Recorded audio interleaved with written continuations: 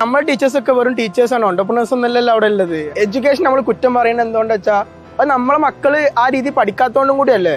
ഈ MBA ഒക്കെ എടുത്തതുകൊണ്ട് നമുക്കൊരു ബിസിനസ് റൺ ചെയ്യാൻ പറ്റും.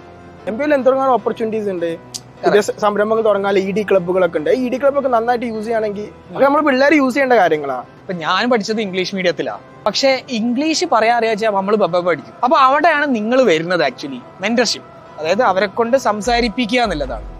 ഇതിന് കോളേജസ് സ്കൂൾസിൽ എന്ത് ചെയ്യാൻ പറ്റും?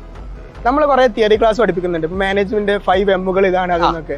അതെന്താന്ന് പറഞ്ഞു കൊടുത്താൽ മതി. ആദ്യം പ്ലാനിംഗ് വെസ് എക്സിക്യൂഷൻ. പ്ലാനിങ്ങിന് എത്ര %, എക്സിക്യൂഷൻ എത്ര %? പ്ലാനിങ്ങിന് 20%, എക്സിക്യൂഷൻ 80% ഞാൻ കൊടുക്കും. ഞാൻ പറയുന്നു ഒരു കമ്പനി സ്റ്റാർട്ട് ചെയ്യാൻ ഭയങ്കര ഈസിയാണ്, റൺ ചെയ്യാൻ ഈസി എന്ന് ഞാൻ പറയുന്നില്ല. പ്ലാനിങ്ങിനോട് വലിയ കാര്യമുണ്ടോ?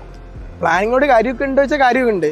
കുറച്ചുകൂടെ സിസ്റ്റമാറ്റിക് ആയിട്ട് പോകാൻ പറ്റും നമുക്ക്. എല്ലാ കാര്യങ്ങളും പ്ലാൻ ചെയ്ത് പോവാണെന്നുണ്ട്. ഇന്ന് പ്ലാനിങ് ഇല്ലാത്ത പല കാര്യങ്ങളും അതിനേക്കാൾ നന്നായിട്ട് വർക്കൗട്ട് ആവാറുണ്ട് കേട്ടോ.